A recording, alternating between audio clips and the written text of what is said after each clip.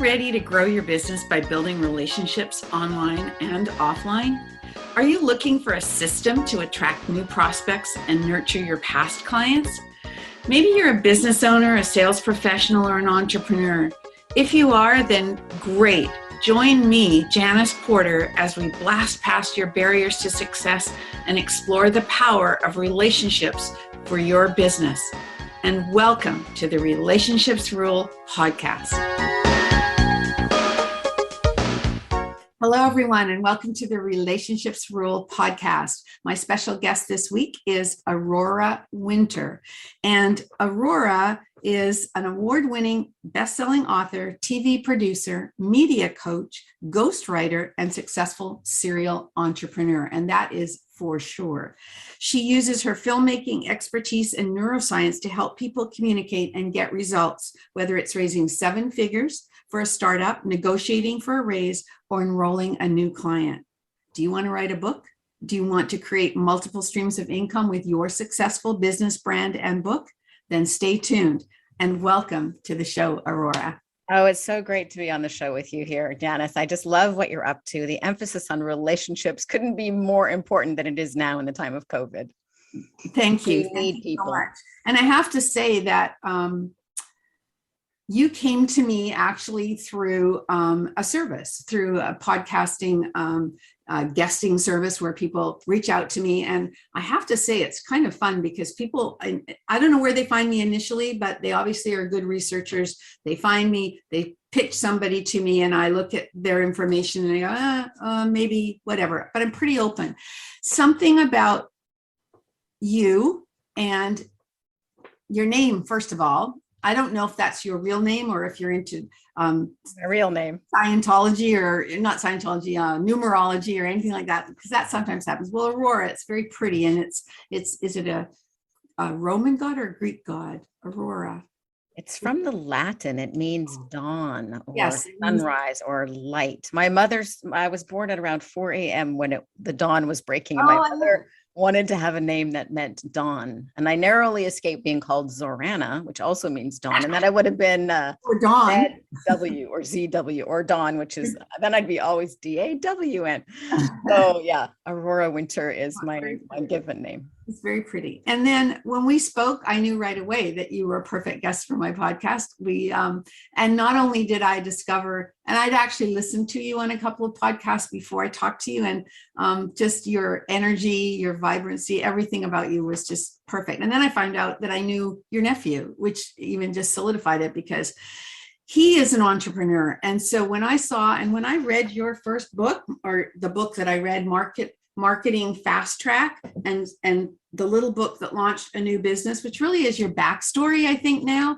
And you really are an entrepreneur. I mean, not everybody can say that, and they use the word very loosely these days, but you are a serial entrepreneur. Well, thank you. Yes, I am definitely one of those people who is always creating businesses or books or creating something. It's just part of who I am. And it's one of my pet peeves, actually, people who coach other people how to start businesses when the only business they have ever had is coaching other people to start businesses. And there's some really big names who do that. But I've started multiple business, yacht sales, yacht charters, TV business, coach training business. And now I help people, turn their words into wealth. Well, you are a risk taker. That to me is 2 things about being an entrepreneur: being a risk taker and having a vision, being that visionary that not everyone can see about themselves or about other people in that sense. So that's why I don't know, I just knew that you were. Now you tell me a little bit about your current book. First, just give me an overview. It's called Turn Words into Wealth: Blueprint for Your Business Brand and Book. And I know that you, as you said, help business owners and entrepreneurs write their book. And there are a lot of people doing that today, helping people write the books, thinking that, and a couple of things around it that I want you to touch on. One is your unique method of how you make that happen for people, because I've never really wanted to write a book because I'm not a writer, I'm a talker. And so that leads into really your method. And also what was the second thing I wanted to say about it? Gone from my head, so it'll come back. So please. Well, let's talk about the spoken author method first. Yes. And then we can also talk about, I think one of the other key things I do that's differently helping people with their books is it's turn your words into wealth for your book, your brand, your business. Those three things together, not isolate. Yes, because that's what I was going to say, that the books that a lot of business owners write aren't necessarily to sell, millions of copies to become the bestseller on the New York Times bestseller list, which is the hardest one to get on. But it's about using it as a tool, I think. Exactly. It's about you. Want to talk about the spoken author method first, or do you want to talk about building your business? Whatever you want. That's fine. Okay, well, let's talk about the spoken author method first. Yeah. So I'm a serial entrepreneur because when I see a problem that other people are suffering with that I've solved, it just itches at me until I have to solve it for other people. Because I'm like, oh, that person is suffering. And one of the ways that I see people suffering with their book is they're staring at a blank page and they're just, and they struggle with it for years. And if they ever get anything out, it's not very good because they're not professional writers, but they have a story to tell. They have life experience, they have business experience. And, you're such a people person, Janice. So I know that you probably want to know when you meet somebody, it's like a box of chocolates. Like, who is this person? What shaped them? How did they become the way they are? Why did they start this business? What are their biggest setbacks? What were their biggest heartbreaks? How did that shape them? Did they become bitter, or did they transcend it and alchemize it into something new and different and unexpected? You want to know this about other people. Well, people want to know that about you, right? Or about the listener. So what I find is most people who have something going on, they're experts, they're podcast hosts, they're speakers, they run a business, they're used to talking. So let's just take the effort out of writing a book and let's just talk it out. So I have the trademarked spoken author method. And I interview people very much like in a podcast type setting. And then we turn it into a book. But what is unique about it, it's fun, it's fast, and it's more valuable. You get immediate value right away. You can use the podcast episodes immediately to start building your brand. For example, Xander Sprague, who's one of my clients that you'll be speaking with shortly, his book's coming out next month, and it's called Epic Begins with One Step Forward. Well, he's launching his book in February, but he's already got all kinds of 1 hour-ish podcast interviews with me interviewing him on this topic. So he can arrive on the scene with all kinds of material. And you can also slice and dice video and audio into 1 minute segment, 5 minute segments, etc. So the end result is hundreds of pieces of content, not just one book. But the main benefit, I think, is that it's fun and it's easy. And then I take the videos and the audios, and my team and I turn that into a book. Now, of course, we don't just start talking. I always like to reverse engineer everything. So what do you want this book to do? Who is the book for? What problems do you want the book to solve for the reader? What is your invitation for them to play with you? How do you want to build your brand and your business? So we do that first in what I call like a mini business plan for the book. And then we do the interviews, and then the magic happens. They're done. The magic happens, right? And then they can get a really short book if they just want a lead magnet book. Yes. Or they can get, a full hardcover fancy schmancy book that is of the quality that could be a New York Times bestseller or Wall Street Journal bestseller. One of my clients just launched her book, and it did become a Wall Street Journal bestseller. So that was great. So my focus is on award-winning best-selling books. So that's the area I am focused on, but I am also focused on filling your bank account, not just your ego. So the New York Times bestseller is an ego brag. I've read news reports of people whose names I won't mention, who spent $300,000 to achieve that bragging right. Well, that's a lot of money to spend just to be able to brag about that. So why not? I've always been an entrepreneur and always looked for ways to, hey, let's monetize this faster rather than slower. And we can get into that. But I've been chatting for a while, so I want to give you a moment to butt in here if you'd like to add something. No, that's okay. That's why you're here, to share with us. So when you have someone go through this process and you write their book, do you also take it through the publishing process? Yes, usually I take it through all the way through. Some people, I just coach them and they want to do it themselves. So they just want a bit of love and support and mentoring along the way. So I do that in some cases. But typically my client is somebody who's already running a successful business, who is quite aware of the value of delegation and they just want it done for them. So I like to design it so that it's fun for the expert, the entrepreneur, the thought leader to participate in, and the parts that are not fun for them, we can take and do, or we can do a hybrid depending on the person. So what's the most fun book that you've done with a client? I don't mean that to exclude everybody else, just to highlight something that was unique or fun that you did. Okay. Well, we have a book coming out in June 2022 that is with a lawyer client of mine, and it's called Confessions of an Accidental Lawyer. And it's really fun. But when he came to me first, it was something like, I don't know, how to be a mirthless troll. He was really fed up with being a lawyer.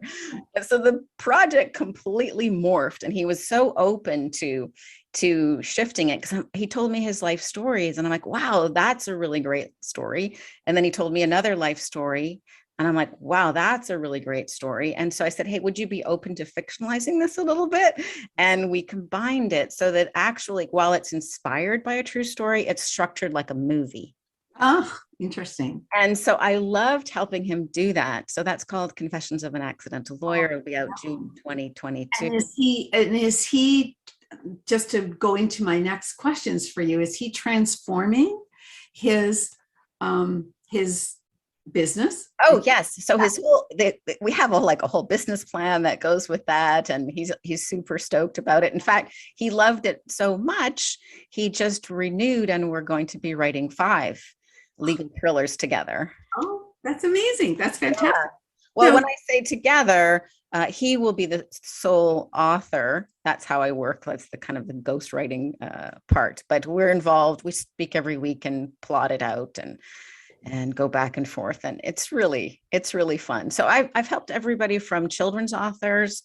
Wendy Winter just launched her children's book, Where's My Joey? And she followed my recommendations. She got 6,000 new readers in 1 week alone. She's got over 300 reviews on Amazon. She loved it so much. She's launched an activity book, and her second book is coming out next month. It's called Where's My Monster? And so it's just fun. When you do it the right way, it's fun. And people want to do more and more books because it's fun to have a book. I love children's books. That's always my favorite course at university, was children's literature. I just loved it. I was a teacher in my first life. And so that's where that comes from, teaching young children. And now I have my granddaughter who's two and a half and doesn't sit still for a minute. But if she's ever tired enough to just sit for a minute, we'll read a book. And I can't wait till she can sit longer, because there's so many amazing children's books for her to, you might want to read It Must Be Autumn by Michelle Wang. She came to me with an idea she'd had for 20 years, but she didn't know how to turn it into a book. Aww. Now she self-published, but I coached her through, how to get an illustrator, how to publish, how to market, how to promote. And then I said, hey, there are 4 seasons. Why don't you do the other 3 seasons? And she's like, oh, that's a good idea. So she's also published It Must Be Winter now, and the next 2 seasons are coming out. So it's really fun. But the second point that you wanted me to dive a bit deeper into is more for the entrepreneur or somebody who's already got a business, which is, how does a book help build your brand, enhance your brand, and how does it build your business?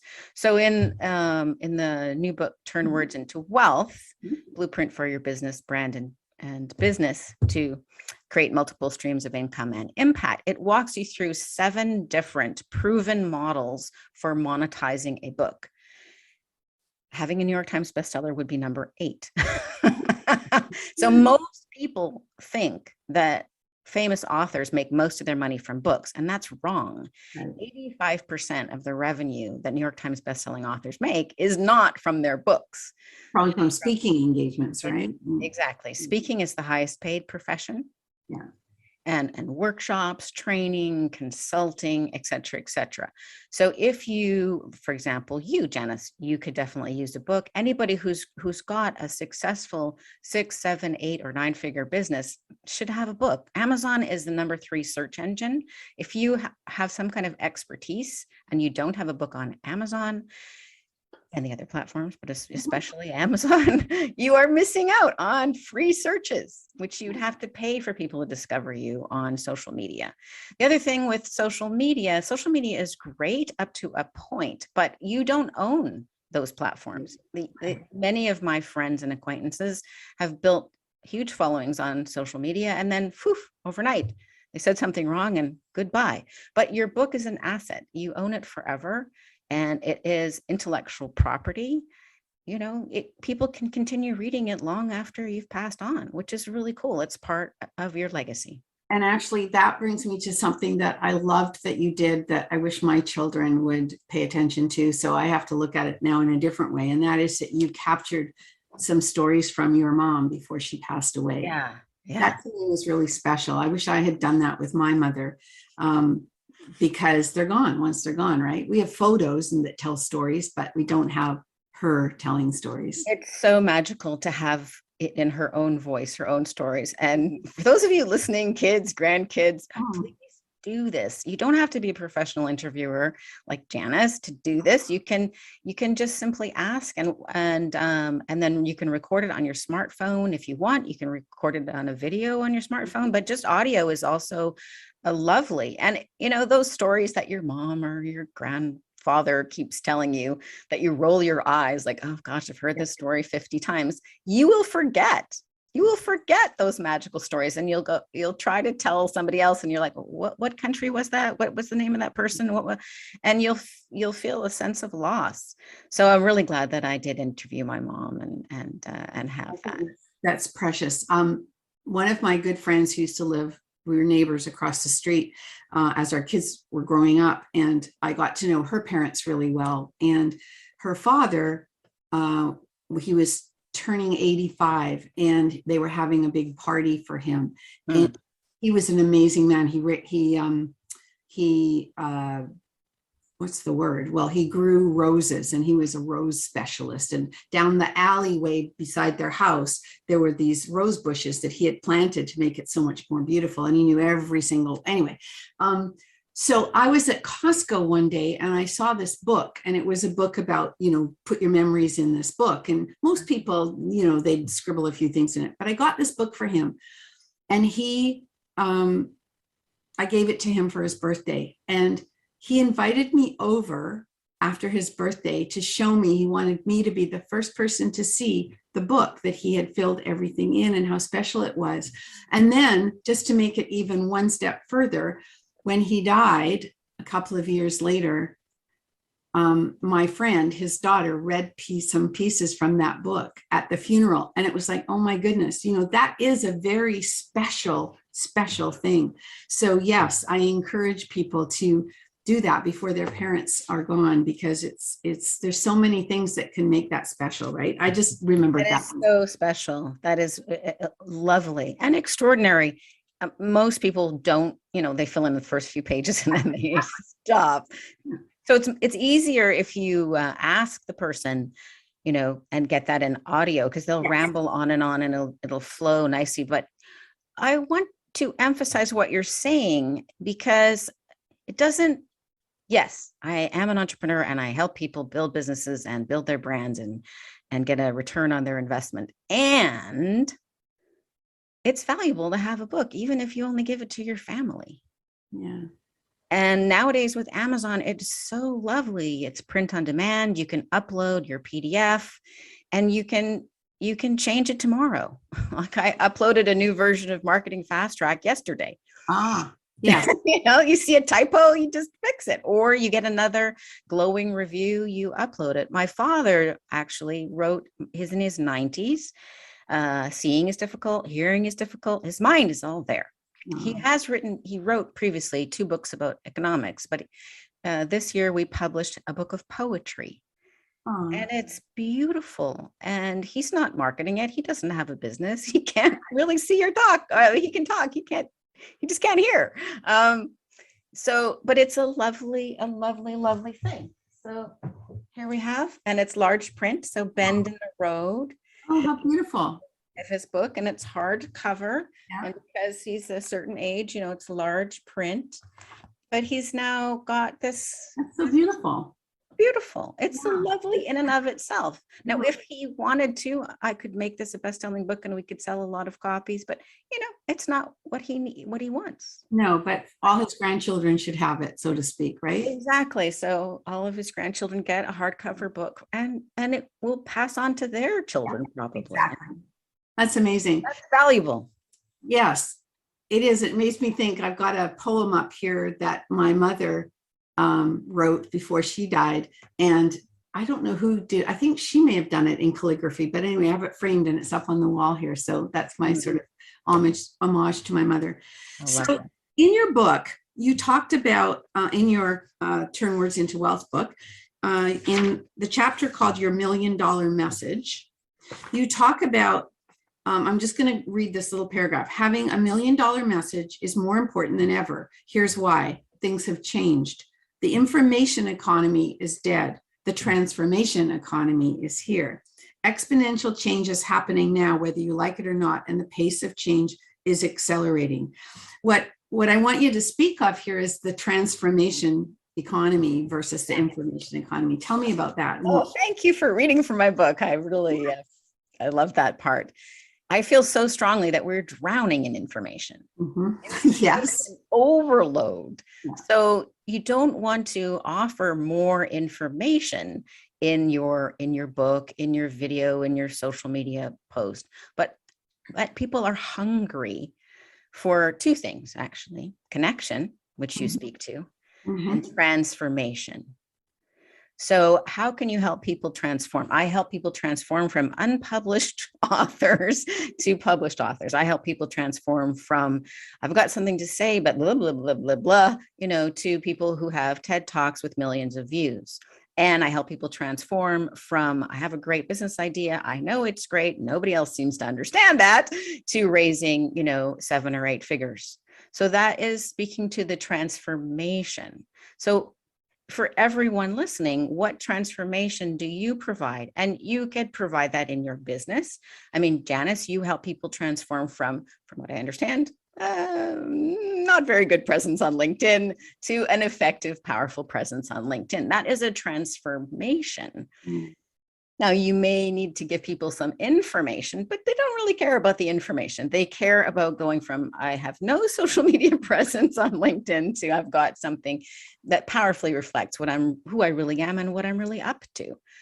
And for everyone listening, what transformation do you provide? And you do provide one. No matter what you do, you may provide the transformation of a child growing to a healthy, curious, well-adjusted human being.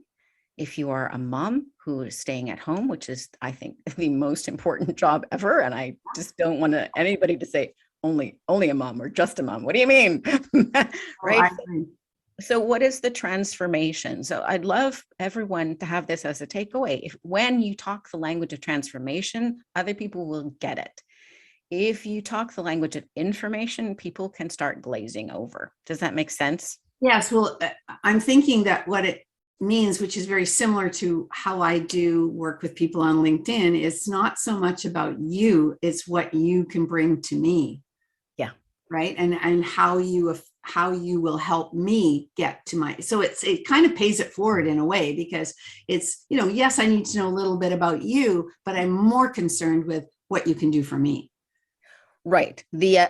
So it's the language of, I call it broadcasting from WIIFM, what's in it for me, not me, but the listener. Exactly. So when we communicate in a way that's of service, that's valuable. And when you can shift from talking about the transformation instead of the information, you'll be like way ahead of the game. Exactly. Now that makes me think also, though, the clients that you work with, I mean, some have a longer lifespan or a longer turnaround or a longer sales cycle even than others. As I'm about relationships, I have to notice that the people that you work with, you've mentioned so many of them in your book, you obviously build that relationship closely with them because in a lot of cases, they're telling you their stories and, and their back stories that help for you to, arc the book and so on. Right. So do you build do those relationships come quickly and easily, or how long is your normal sales cycle with somebody? I'm just curious because. Well, your point, I am so lucky. I have built myself the very best business ever. I adore my clients. It's an honor and a privilege to coax out the gold that's in their story, right? I am so honored to do that. My sales cycle is actually surprisingly short in terms of enrolling. And part of that is because of the way the relationship is framed. So many people come to me after they've listened to a podcast like this one, for example. They can sign up for a free business breakthrough call at bookcall.biz. But they've already heard me on a podcast with you, Janice. So I'm already framed as an expert because otherwise Janice would not have me on her Relationships Rule podcast. Many people come to me after they've read my book, Turn Words into Wealth. So they already know a lot about me and I'm already the author and expert. So they're coming to me for that expertise. So when you frame the relationship in that way, the yes can be very quick. So typically people will read my book, they'll sign up for a free business breakthrough call at bookcall.biz, they'll have a conversation with me, and then their next choice is a yes, usually $5,000. Most people start at $5,000, and we do an initial discovery process to see what is their book, what is the business that would go with the book, is there a viable book here, is there an area that there's a much more open marketplace, so that they should tweak the message over here, or what even is their book? They know they want one, but they have no idea what it is. So we do that, and then that may be enough for them, and then they can go on. Or most people then go, can you just help me with the rest of it, Aurora? And then I tell them, what that would look like and tailor it to what they need.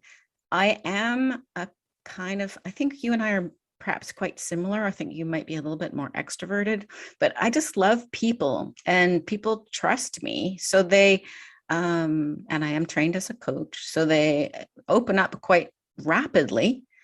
And, people like telling their stories if somebody is actively listening.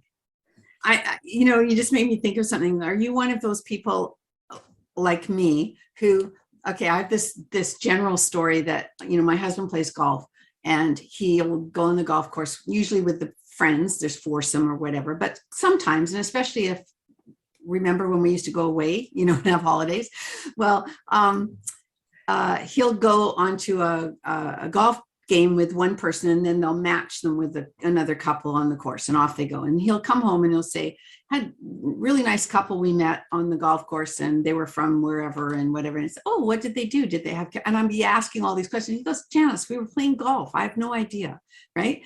But I can talk to someone for 5 minutes and have their life history. Exactly. Yeah. So it's just different, right?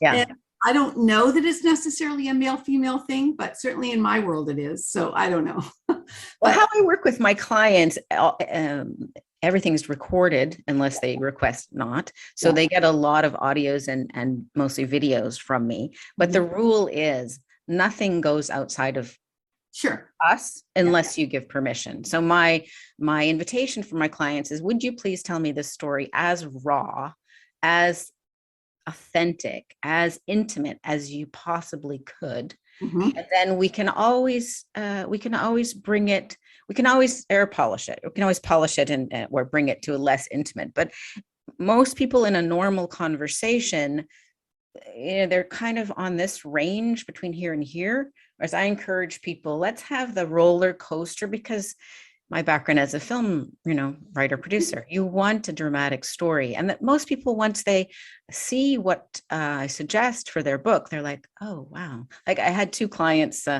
dentists, they were top 40 under 40 dentists, Janice and Justine Doan.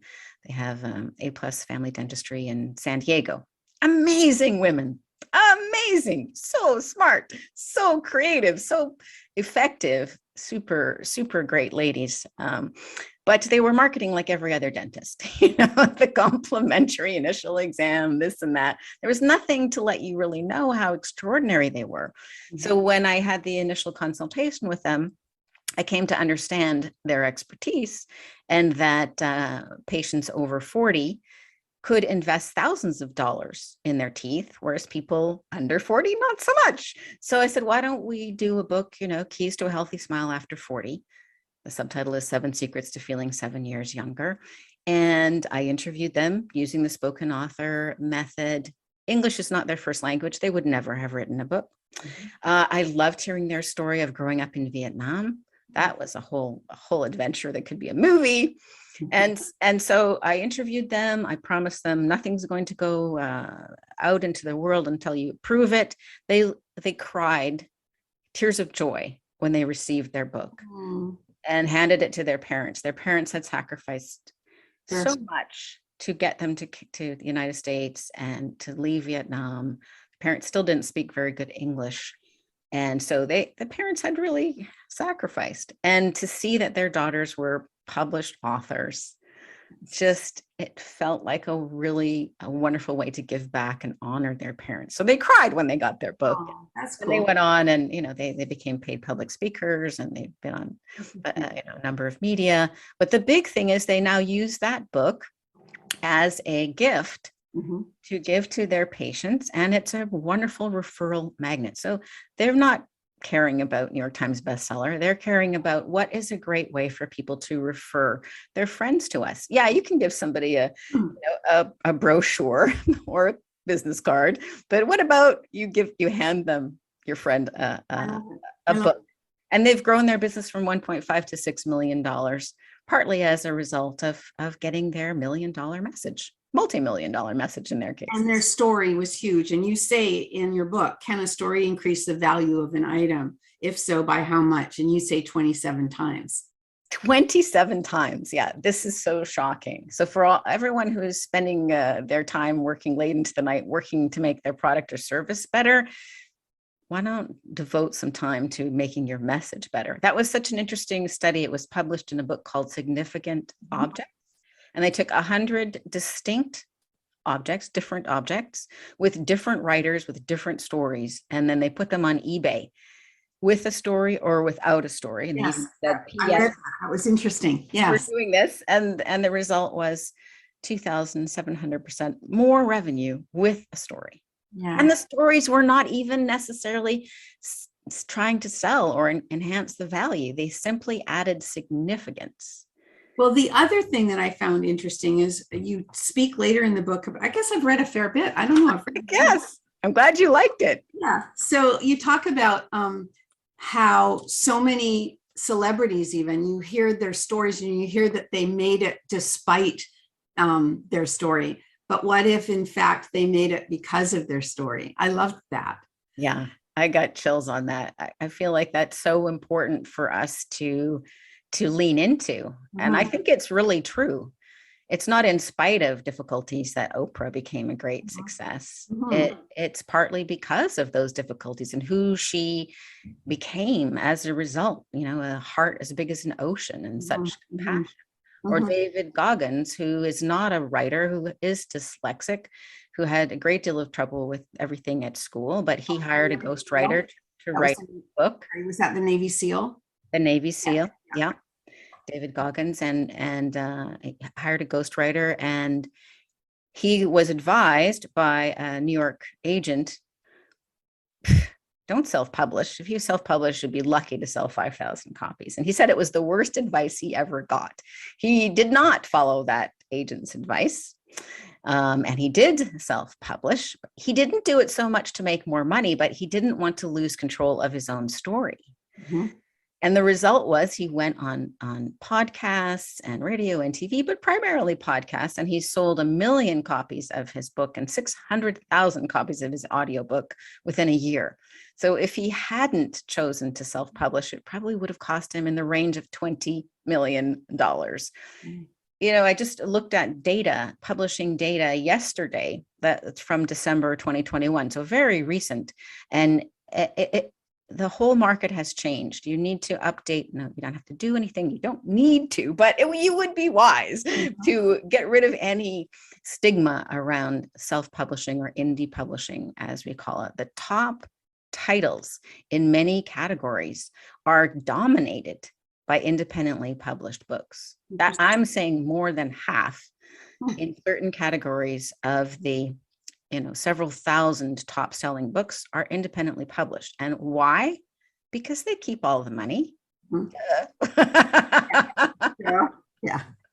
I mean, Amazon does take a little bit, but basically they keep 70% instead of 7%, roughly. So 10 times the profit and the speed to market.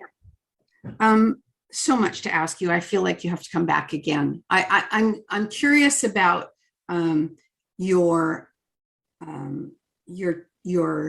expertise in screenwriting and in producing. Did you direct as well, or no? Not yet. No. Okay. But your work in the film industry and how that helps, it must help in, like you said, the story arc and things like that are needed when people are writing a book. Is it easier to write a screenplay or easier to write a book?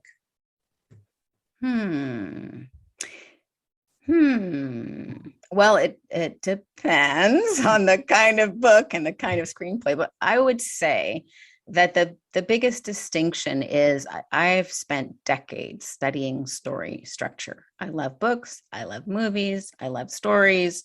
I've studied TED Talks, I've studied all kinds of presentations, studied comedy. So it would be ridiculous for somebody who's never written a book and doesn't have a background in film and television to imagine that they could write a book by themselves without any help that would be the same or better than something that somebody who has spent, 40 decades studying it would do. 40 decades, 44 decades. 40 years, something that, 40 decades, that'd be good. So, but it's kind of funny because most people can type or they can write. So writers don't get the respect that they deserve. But if you had a law case, you could represent yourself, but you'd probably get a lawyer. Mm-hmm. If you had a sore tooth, you could pull it out yourself, but you'd be better to go to a dentist, which doesn't mean that it's not your mouth and your tooth or not your law case. I hear you. So whatever you're up to, if it's important, why not get a team to help you do it the very best you can? Well, as I said, I think we could talk for hours, but I'm going to wrap this up. And I'm going to do it by asking my favorite question. It's 2 parts.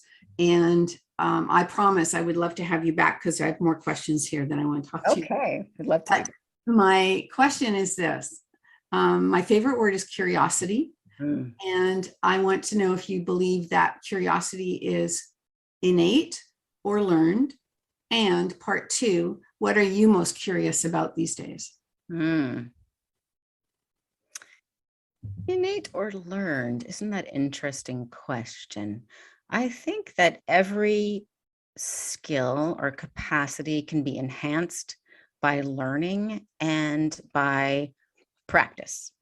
So myelin, which is the sheaths around the nerves in your brain, grows, and good news, it grows at every age. And what does that mean? It means that when you make a connection, without practice, it can go at 2 miles an hour. With practice, it goes as 200 miles an hour or faster. So 100 times more. So I think everybody hopefully has a bit of curiosity, but we can develop it by practicing it. I mean, podcast hosts or interviewing people for books is a good way to grow the myelin around curiosity. I remain fascinated, passionately curious about communication. Seems to me that it's the highest leverage thing for us to do. Our stories are the biggest gift we can give to others.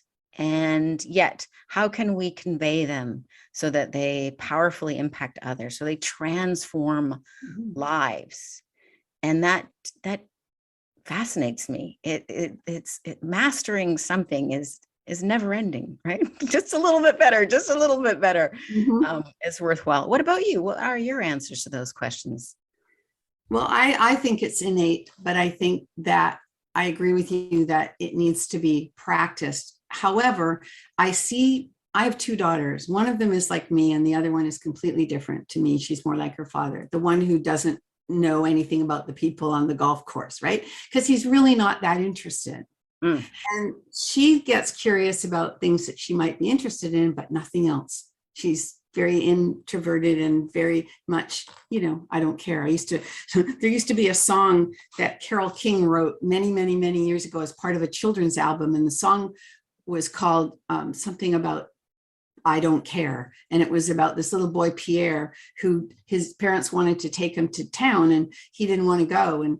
And he would, the mother would tell him things like, if you don't come with us, this will happen. And he would say, I don't care. And, you'll turn into this. And he says, I don't care. And it goes on. And that's kind of the thought process I have around one of my kids is that unless she really has something that sparks her about it, she doesn't care. So she's not curious about it. So it's kind of, what would you say? Selective curiosity, which I guess is still curiosity. However, I think that I can't understand it when people aren't curious. I can't wait to ask questions and so on. So I don't know, but it interests me enough to ask my guests and see what they're curious. You might want to read the book, The Talent Code, which is one of my favorite books by Daniel Coyle. So he says there's 3 elements in growing talent. Ignition, you gotta wanna. Which you could call curiosity, but it could be ambition or any goal. You have to want the goal. Second is deep practice. So practicing on the edge of your capacity. And that's what I do with my clients. They practice on video again and again and again, and they get to be better and better communicators. And then they do their TEDx talk or they speak on radio and TV and podcast. And the third element in growing talent is mentoring. So I love that book, The Talent Code, because he presented a recipe for growing your talent in whatever area you'd like to grow your talent. Ignition, deep practice, and having a mentor. What was his last name again? Coyle, Coyle. Okay. And what are you curious about? People. I noticed. And I always love to explore. That's why I asked you about your name. I love the etymology of names. I love to find out bits about people that give something else away. I don't know. I'm curious about that. I don't know. I'm curious about a lot of things. I love movies, but they have to be thought-provoking movies. And so I'd love to then have discussions after about them, which I don't get to do here because my husband's not that curious. It's gone, right? Okay. Anyway, enough. Doesn't matter about me in this situation. I think that I would love to have you come back. 3rd time I've said it, so I'm going to make it happen. And you mentioned earlier, though, that you had a gift for my audience. So where do they go again? I have a gift for your audience. They can go to my website, aurorawinter.com, or they can go wherever books are sold. This little book, Marketing Fastrack, is available for free. Oh, cool. So, because, if you don't want to sign up for an email list, you can just get it on Amazon, Apple, Kobo, Google Play. So Marketing Fast Track, the little book that launched a business, it generated $250,000 of new business in 90 days. And it was based on a 1-hour interview. Very cool. So, but I added the PS of what happened. So Marketing Fast Track is the gift for your audience, and thank you. I'd love to hear from them if you liked Marketing Fast Track and Turn Words into Wealth. I'd love a book review. Book reviews are very helpful. And if anybody would like to know more about me, they can go to aurorawinter.com. And if they're interested in getting my help, they can sign up for a free business breakthrough call at bookcall.biz. book called is. All right. Thank you so much. And thank you for being here today. Thank you to my audience. We went a little bit long, but there was so much good stuff here. I hope you enjoyed it. If you did, please leave a review. I appreciate that. My guest appreciates that. And remember to stay connected and be remembered. Thank you so much for listening to the podcast today. If this show has inspired you to reach out to connect to someone new or nurture a current or past relationship, and you think that others can benefit from listening, please share this episode. If you have feedback or questions about the episode, please leave a note in the comment sections below. If you would like to receive automatic updates of new podcast episodes, you can subscribe to the podcast on iTunes or Stitcher or from the podcast app on your mobile device. Ratings and reviews from my listeners are extremely valuable to me and greatly appreciated. They help the podcast rank higher on iTunes, which exposes my show to more awesome listeners like you. So if you have a minute, please leave an honest review on iTunes. And remember to stay connected and be remembered.